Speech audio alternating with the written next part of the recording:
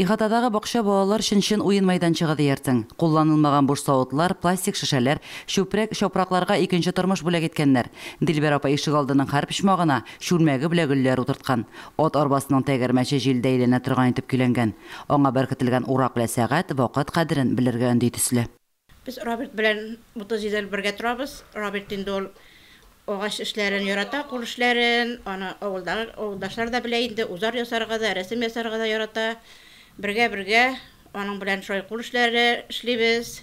Ишек алдындагы җәйге өйгә карап та Роберт абыйның оста куллы булуын чамалавы кыен түгел.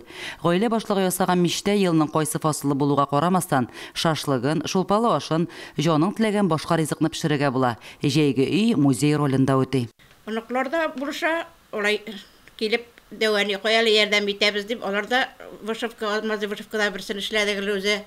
Анагымда әзрәк бабасының сәләтләре бар бугай, оныклар да рәсемнәр ясаштыралар. Чәчкә гөлләргә күмелеп утырган ихатада үзгә бер тормыш барасыман. Харисовлар нутрида асрый башлаганнар. Терлекчелектә яңа юнәлеш саналса да, соңгы вакытта бик популярлашып бара ул.